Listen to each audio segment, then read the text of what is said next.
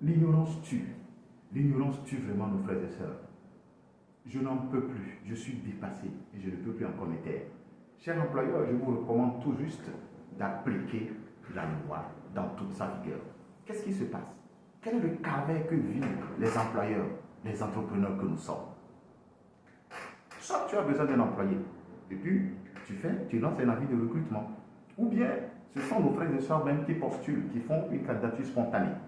Et puis tu t'entretiens avec eux, ils font preuve de délicatesse, ils font preuve, ils démontrent toute leur motivation personnelle. Non, vous ne serez pas déçus, je serai à la hauteur de mon travail.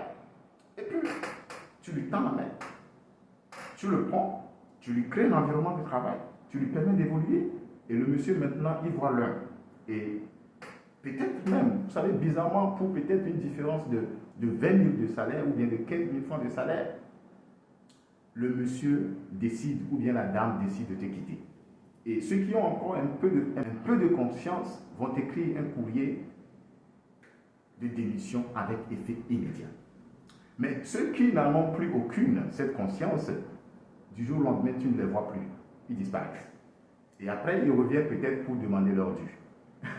Alors, les articles 74 et suivants du Code du travail précisent que un contrat de travail à durée indéterminée peut être rompu à la condition que la partie qui prend l'initiative de la rupture, c'est-à-dire si c'est l'employeur, nous parlons de licenciement, et si c'est l'employé, nous parlons donc de démission. Donc cette partie qui prend l'initiative de la rupture doit donner un préavis.